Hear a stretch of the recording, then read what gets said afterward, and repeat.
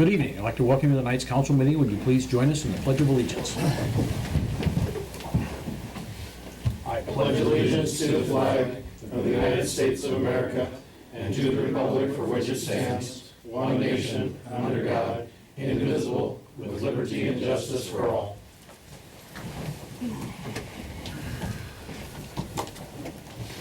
Call the meeting to order and open roll call. Goodell. Here. Slater. Here. Scholl. Here. Davis. Here. Now we need a motion to approve the agenda as printed. So moved. Second. All in favor? Aye. Opposed? We need a motion to approve the minutes of the December 1st, 2014 regular council meeting. Move to approve. Second. All in favor? Aye. Opposed? And we need a motion to approve the November treasurer's report. Questions? So moved. Second. All in favor? Aye. Opposed? Under communications, anything from the public in attendance this evening?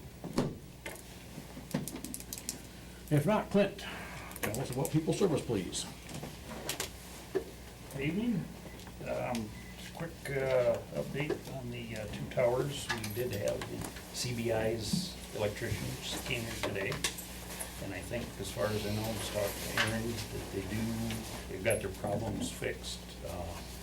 Automatic systems is now, how do you say that, Aaron?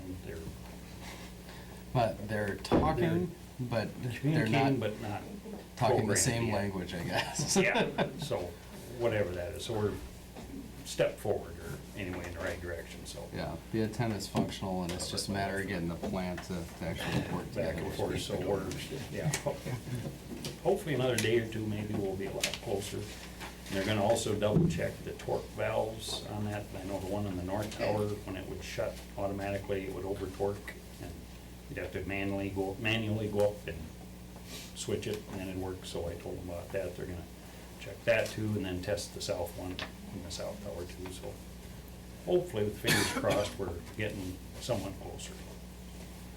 So we did fix a couple, we had a 2-inch water main break and a couple service lines we repaired this last month. Trying to knock those down a little bit, but How many leaks have you still got that are, half a dozen yet or so that aren't fixed yet? yeah, just here and there, so, but we've got, and I think Marty did say the usage has been slowly dropping back as we've been getting those, so.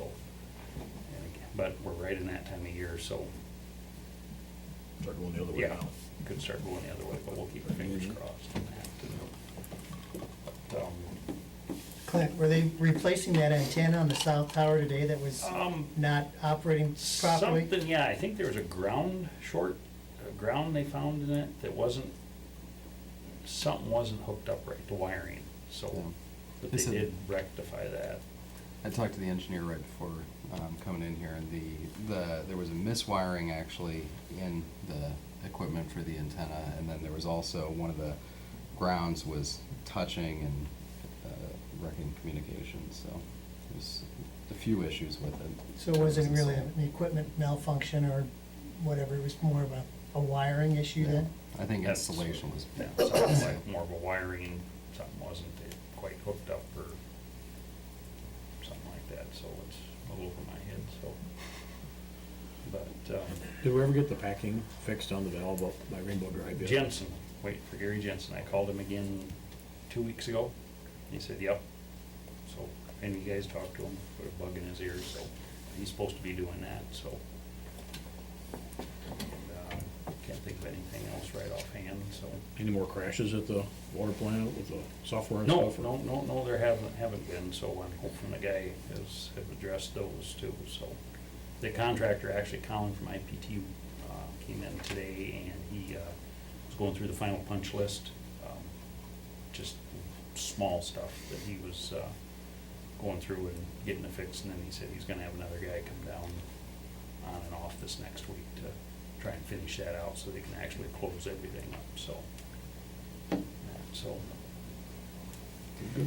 This might be maybe not a question for you, but maybe Gloria. I noticed that on your list of things that you reported, you had some non-payment shut-offs oh, for the non-payment. shut-off list every month. Is there, what's the procedure on that? You send out request for payment and then Usually have to be 60 days over. 60 days overdue before you would shut anybody Shut 'em off? yeah. I see. And then they have But to- that's pretty, Mostly. So there are some, it depends too on their balance. If it balance gets too high, even if it's not 60 days. okay. And they just come in, clear up the bill, and then we'll turn them back on, so. Is there a fee to start them back up then again? $25. $25 for a restarting fee, okay. Yep, yep. The list has shrunk from, I don't know, 10, 12 pages down to a half a page to 1 page, so. There's, once the disconnect notice goes out, then it's fair game to shut them off, and normally we try and give as much time as Mhm. possible, but there are certain folks that, you know, you see the bill, and the landlord could get, end up with that bill, so, you know, you wanna try and protect that landlord from a $400 bill, you know, due to somebody kind of gaming the system or whatnot. That's about it. Any more questions, or? Nope. So- Thank you, Clint. Okay, thank you. Under new business, we need a motion to approve the hiring of Jacob Place as the Parks Department Assistant effective December 22nd, 2014. Jacob's here, but he was a strong interview. Originally actually applied for the sanitation position. As you can see on the next item on the agenda, Chris Gieber asked to be transferred to sanitation. Actually, after Jacob had already accepted the position, but they mutually agreed on switching positions, obviously with council's blessing. Jacob already has a CDL, works for sand construction, and like I said, really solid interview. Do you want to? Stand at the podium there, and just give us introduce yourself. Hi, I'm Jacob Place. I just turned 25. My wife Justine and our 2 children live in Dakota City. I've been in the area for, coming on 6 years or so. I have family around, and I met her, so I moved here, and I really enjoy Humboldt County and everything in town. Everything, it has that small town feeling, but so. Perfect. Do we have a motion? Motion to approve? Second. All in favor? Aye. Thank you, and welcome aboard. Yes. Thanks, Thank Jacob. you. That was painless, wasn't it? At least your old boss knows what's going on then, so Yeah. he's watching, so. Next, we need a motion to approve the transfer of Chris Geiber from the Parks Department to the Sanitation Department, effective December 22nd, 2014. Like I said, Chris asked to switch departments after working with sanitation when Doug Boynton left for the street department. He really enjoyed his time down there. He's debated it probably over the last year or so. The last time there was a position open, he did think about it. And this time he just decided that would be a good place for him. He liked the routine and liked the folks he was working with down there. So. Been like plowing snow at 2 in the morning. Move to approve? Second. All in favor? Aye. Opposed? Alrighty, next to discuss the December 26th department schedules. Just what came up is Christmas this year is obviously on Thursday. A lot of folks are requesting time off on the 26th, and so it puts several of the departments really short-staffed.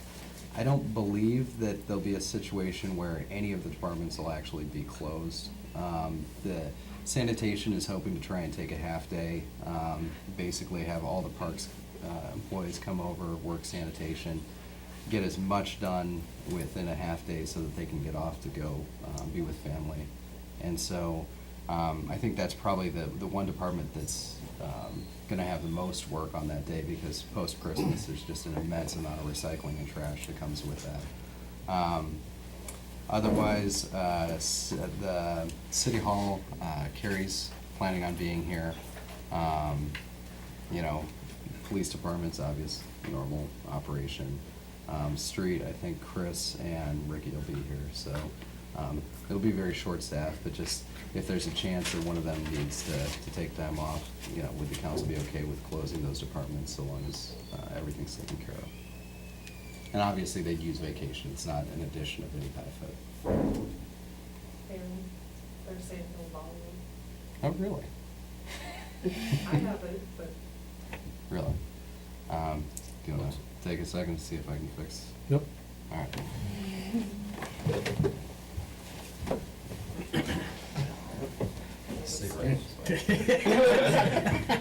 No room. Wall's too close. I'm too big. Mhm. Yeah. And my belly's too close, or far away from the table. Yeah. Yep. but it's on, We good? it's on there. And here, Our TV has volume, so I don't know why it wouldn't be coming through cable. but I guess a good time to discuss the fact that Channel 12 is on the front stream. Yeah, we did. Alrighty, schedules. Do we have a problem with closing departments? I guess that's the question. I think as long as somebody's available, you know, and Yeah. like you said, if it's a snowstorm or if you have an emergency, you have a funeral, whatever, we have to take care of it, you know? Mhm. Yeah, and that's the only, obviously, anything that would be urgent or Right. emergency, it's just, I wouldn't wanna turn down somebody requesting leave to get off for Christmas if there's a situation where they were the last man standing for one of the departments, so, you know, they might not be able to be reached in the second half of the day or something like that. That would be the only issue. Is everybody good with that then? Yes. Okay, I guess you got direction then. Okay, thank you. Next, we have the HCDA annual report. We have Alyssa Reinhold with us, and Jim Vermeer also. And I have HCDA President Jim Vermeer here for moral support, for those of you that don't know him. Never met the guy. If you remember, this is the year of a biennial report. So you have a full report, and I don't know if you keep packets for or something if you wanna. And then here is our audit to place on file. So this is the year of the biennial report, which you have in front of you. I want to just go through it really briefly, for sake of time, and I want to point out a couple high points. So you have in your packet there, does go through where we've been, just a quick synopsis of what we've done in the last, few years. Business recruitment, I want to point out, obviously the recruitment of Precision Tank resulted in 14 new jobs, capital investment of over $3 million, and more than $1.5 million in additional property tax valuation. If you flip the page to business expansion, just talk about a couple there. Baumgart's one, APR is the other one. As you know, both of those companies purchased HCD's industrial spec buildings. We have Sisters Home Style Entrees, which is a significant expansion as well. And I should make note for perhaps those of you that are new, HCA only tracks and counts projects that we are directly involved in. So when we talk about expansions, that's not exclusive of the entire county, it's just projects that we were directly involved in. Internship program, I do want to point out, we have placed over 30 students in the 2.5 years that we've done the program. So quite a significant number of students participating in that program. Industrial parks, if you've driven by the industrial parks lately, you'll understand that we'll have a discussion about land development. We're running low on inventory, so that will be a topic of future discussion. But as you know, Precision Tank occupied 3 of the lots in the Northwest Industrial Park and has an option on 2. So those 5 lots are out of commission, so to speak, and then the Humboldt Business Park is full with Baumgart's and the spec building that we have out there. So we'll look to develop phase 2 of that park as well. Community outreach, I do want to quickly mention this. This is something new that we've done this year. We did visit communities in population 200 or greater, and the point in that was just to say that while our portfolio does look a bit industrial and focuses primarily on major manufacturing, we do want to make sure that our communities outside of Humboldt proper are feeling serviced as well in terms of community development projects and ways they want to enhance their community. Industrial outreach, we hosted 9 CEO roundtable events. And for those of you that have come to the events, it's a great opportunity for our CEOs to network. When I say CEOs, it's typically mid-management and above that come to those events to network and oftentimes tour. We were just at Sisters, so where we're going, we are assisting with the development of a community wellness center in partnership with West River Recreation, working on identifying and investigating the need for a community daycare center, developing an expanded workforce retention and recruitment plan, and working on an alumni program. So we do have a lot of upcoming projects that we're working very hard to make sure that we establish in the community. And then the last page is just where we'd like to go, things that we would like to do, things that we've identified through our organization that are important to us. We do have another strategic planning session actually on Thursday. So I have been telling the communities that we've been, if you have anything that you think we should be focusing on that we're not, or should do better that we aren't, let us know. We're certainly open to comments and suggestions. I do want to point out just a couple more quick things in your folder.